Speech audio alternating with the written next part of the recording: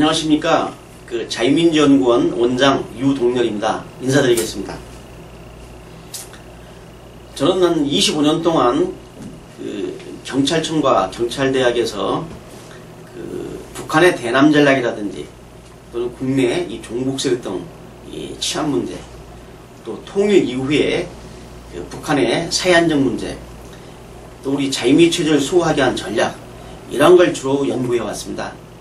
제가 올 2월 달에 이 공직생활을 제가 마무리하고 이제 새로운 이 자유민주연구원을 개설하게 됐습니다. 그래서 저희 자유민주연구원에서 자유민주TV를 운영하는데 거기에서 유동렬의 안보전선이라는 이러한 타이틀을 가지고 앞으로 매 주마다 여러분을 찾아뵙겠습니다.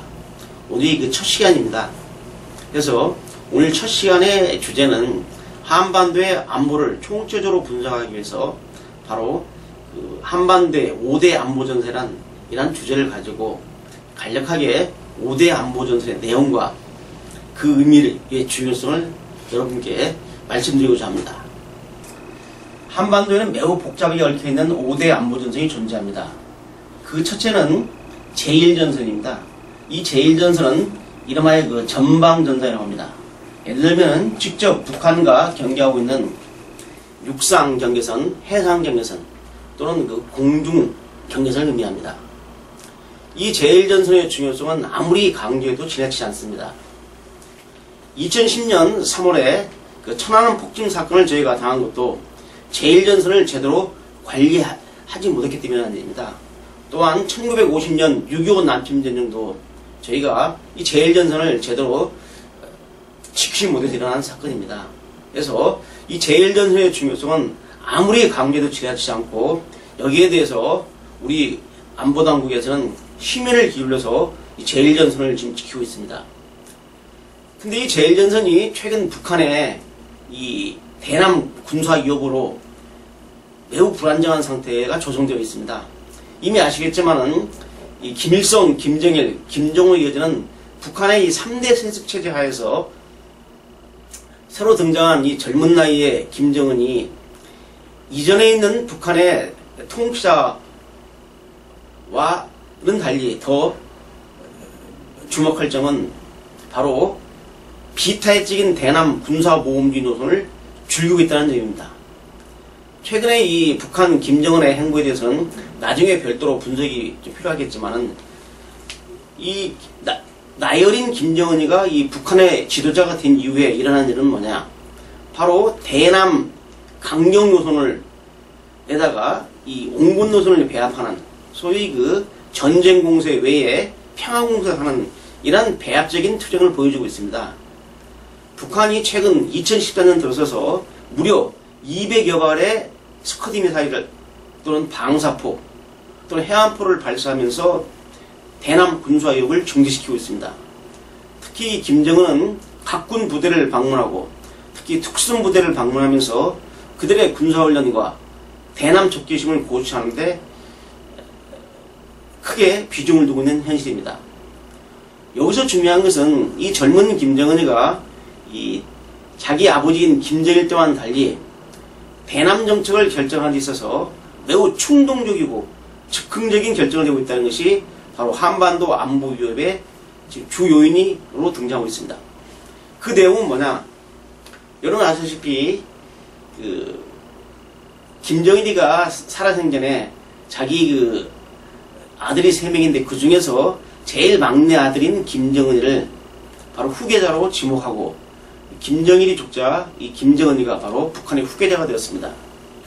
살아생전에 김정일이는 이 김정일으로 이 권력을 이행하는 것이 매우 불안하여 그를 갖다 보완하는 의미로 후견 체제를 구축했습니다. 이 후견 체제의 제일 세력은 바로 김정일의 여동생인 김경희와 그의 남편인 장성택입니다. 이 김경희와 장성택은 바로 수십 년 동안 절대 권력자인 김일성과 김정일 밑에서 당, 정군 모든 분야를 제대로 경영하면서 소위 탁월한 통치를 소위 보좌하는 이러한 역할을 해왔기 때문에 어느 누구보다도 당, 정군의 작동 원리를 잘 이해하고 있는 사람입니다. 바로 피는 물보다 전하다고 해서 이 김정일이는 나이른 김정은일 후계 체제를 갖다가 확고히 하기 위해서 김경희 카드와 장성택 카드를 활용했던 겁니다. 실제로 이 장성택이나 김경희는 자기 선대수령인 이 김정일과의 혁명적 의리를 지키면서 이 조카인 김정은의 정권 보위에 앞장서 왔습니다. 그런데 이 장성택을 갖다가 바로 반당, 반종파 분자로 몰아서 처참하게 처형한 이 상황에서 이제 김정은이의 독주라든지 잘못된 정책 결정을 소위 제어할 이러한 세력이 북한에는 형성되지 않았습니다.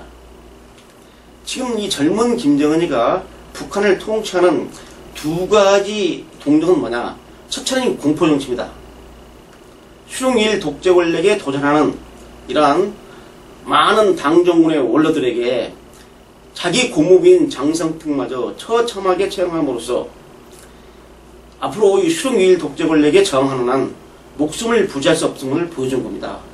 이러한 그 공포정치를 통해서 당정원의 노쇠한 이러한 원로들을 바짝 엎드리게 하면서 특히 당정군의 고위인사들의 계급장을 갖다가 두 단계, 한 단계씩 강등시켜주고 다시 복직시켜주는 이러한 그 공포정치를 계속 행하고 있습니다. 따라서 김정은이가 독단적인 결정을 내려도 이제는 과거에는 장성택이나 김경같이 이걸 갖다가 제재할 수 있는 세력이 있었지만 지금 현재 북한에는 이 젊은 김정일의 즉흥적이고 충동적 결정에 대해서 누구 하나 그 결정에 대해서 이의를 제기하면서 소위 그 함정 사고를 할 수 없는 이러한 풍토가 되어버렸습니다. 그러다 보니까 김정은이가 지금은 미사일을 동해안으로 서쪽에서 동쪽으로 쏘지만 이 미사일을 남쪽으로 내리라고 포부스라고 명령을 했을 때 이걸 갖다가 제재할 수 있는 당정군의 고위인사가 없다는 겁니다. 바로 이 점이 제1전선의 불안정성을 고조시키고 있는 이유입니다. 이 김정은이는 첫째는 이 공포정치와 함께 두 번째는 지금 북한을 미국과 우리 남조선 괴뢰군대가 직접 북한을 침략해서 제2의 조선전쟁을 일으키겠다고 획책하는 겁니다. 바로 전쟁 분위기를 고조시켜서 북한 주민의 누적된 이런 불만을 갖다가 제압하고 이를 통해서 일체감을 형성하면서 바로 자기의 수령 절대주의 권력을 공고히 하는 겁니다. 그래서 이 김정은 정권의 2대 그 축은 공포정치와 전쟁 분위기의 지속적인 확산입니다. 이 두 양날을 가지고 현재 북한을 통치하면서 소위 정권을 공고히 하는데 김정은이가 앞장서고 있기 때문에 이러한 김정은이가 잘못된 결정을 내리고 잘못된 결정을 갖다가 직접 수행할 때 이럴 때 한반도의 불안정성은 매우 높아지는 겁니다. 이게 지금 제1전선에서 가장 주목받을 사안입니다. 두 번째 전선은 제2전선입니다. 이 제2전선은 후방전선이라고 칭해집니다. 이 후방전선이라는 것은 전시에 적의 특수부대가 우리 후방의 일정한 거점을 확보하게 침투해서 우리 후방을 교란시키는 그러한 역할을 하고 있습니다. 매우 중요한 전선입니다. 그런데 그동안 이 북한은 그 1940년대에는 빠지산을 50년대까지 침투시켰고 60년대에는 소위 그 울진 삼척 대규모 무장공기 침투 사건이라든지 이렇게 직접 우리 후방전선을 교란시키기 위한 대규모 무장공기를 난파시킨 적이 있습니다. 그래서 북한은 지금도 이 결정적 시기가 도달하면 소위 11군단으로 불리는 북한의 특수부대가 우리 후방에 일정한 거점을 확보하고 우리 후방을 교란시키는 겁니다. 자, 그런데 1990년 중반 이후에 제2전선에 커다란 변화가 왔습니다. 그 변화의 바로 핵심세력은 뭐냐? 바로 국내 종북세력입니다. 이제 북한은 우리 내부의 제2전선을 형성하기 위해서 대규모 무장공기나 특수부대를 난파시킬 필요가 없게 되어 있습니다. 1990년 중반 이후부터 우리 내부에는 이 종북세력이 북한의 기능을 그대로 수행하면서 북한을 대변하고 있기 때문입니다. 이 종북세력은 문의는 대한민국 국민이지만 그들의 조국은 북한입니다. 사사건건 북한 김일성, 김정일, 김정은 부자를 위하천양하고 그들을 통일 대통령으로 모시자고 선동하는가 하면은 북한의 대남 선전공선인 주한미군 철수, 국가보안법 철폐, 연방제 통일 등 북한의 내남 노선을 우리 내부에서 총기 수행하고 있습니다. 최근에 예를 들면은 이 종북 세력은 2010년 3월 천안함 폭침 사건이 일어나자 이 천안함 폭침이 북한 소행이 아니라고 하는 이러한 주장을 계속 전파한 적이 있습니다. 이미 천안함 폭침 사건은 여러분이 아시다시피 다국적군으로 구성된 조사단에서 그 실체적 진실을 밝힌 사안입니다. 이러한 사안을 가지고 각종 홍맹랑한 의혹을 제기하면서 북한 소행이 아니라고 하면서 북한 김정일 정권에게 면접을 주는 그런 활동을 전개해왔고 지금까지도 천안함에 관한 이러한 괴담을 유포시키고 있습니다. 이들 세력이 유엔 안전보장이사회에다가 일일이 서한을 보내가지고 천안함 폭침이 북한 짓이 아니라는 이러한 일들을 자행한 바 있고 이것도 모자라서 일본에서 해외 침부학자들과 직접 모여가지고 기자회견을 하면서 천안함 폭침이 북한 짓이 아니라고 하는 이러한 주장을 계속 전파하고 있습니다. 또 이를 맹동하는 세력이 우리 내부에도 많이 있습니다. 이러한 종북 세력이 지향하는 것은 뭐냐? 첫째는 반대한민국입니다. 두 번째는 반자본주의입니다. 세 번째는 반미입니다. 네 번째는 친북한입니다. 이 종북 세력은 아까도 말씀드렸지만 무늬만 대한민국 국민이지 실제로는 대한민국으로부터 모든 혜택을 받으면서도 그들은 북한을 적으로 여기고 한반도의 정통성이 북한 괴뢰제 입장에 있음을 갖다가 선전하고 다니는 우리 내부의 악성 암세포입니다. 따라서 이러한 그 종북 세력이 존재하는 한 우리 대한민국의 안보는 절대로 확보될 수 없는 겁니다. 따라서 이 종북 세력의 척결 없이는 바로 대한민국 안보는 매우 어렵다. 이런 말씀을 드리면서 우리가 인류 문명사에서 인류의 많은 문명들이 흥하고 성했는데 그 망하는 이유 중에 외부 세력으로 인한 이 침략으로 인한 멸망보다는 내부의 교란과 내부의 붕괴에 의해서 많은 인류 문명들이 망했다는 사실을 우리는 산계를 느꼈습니다. 앞으로 이 자유민주 TV에 있는 유동열의 안보전선을 통해서 이 종북세력의 실체에 대해서는 제가 낱낱이 상세히 밝히겠습니다. 그 다음에 세 번째 제3세력이 뭐냐? 제3의 전선이 바로 해외 전선입니다. 이 제3전선은 해외에서 대한민국 정부를 고립화시키고 대한민국을 위태롭게 하는 일을 하는 이러한 전선을 의미합니다. 일찍이 살아생전에 김일성이가 조선혁명의 제3전선으로서 해외를 지적하면서 해외에서 친북단체를 결성하고 또 친북 인사들을 갖다 결집해가지고 그들의 북한의 노선을 지지하고 또 선동하도록 지령한 바가 있습니다. 지금 현재 전 세계 모든 나라에는 바로 북한을 조국으로 여기는 이러한 동포들이 좀 발호를 하고 있습니다. 미국만 하더라도 재무등포 정부와 같은 미국 각주에 프렌치를 형성하고 있는 이러한 친북단체 형성돼가지고 매년 2월 16일 날 김정일 생일날 4월 15일 날 김일성 생일날 직접 돈 싸들고 북한을 방문하면서 김일성 부자한테 충성을 맹세한 그러한 친북 교포들이 지금도 활동을 하고 있습니다. 이 제3전선의 그 위협도 대단합니다. 앞으로 이제 그 국경이 지금 글로벌 시대에 국경이 애매한 이 시대에 이 제3전선 이 지대에서 우리 대한민국을 고립화시키고 대한민국을 압살하는 이러한 그 친북 교포들 또 해외 공작, 북한의 해외 공작이 가속화되고 있기 때문에 관심을 가져야 할 영역입니다. 네 번째는 바로 제4전선입니다. 이 제4전선은 바로 사이버 전선입니다.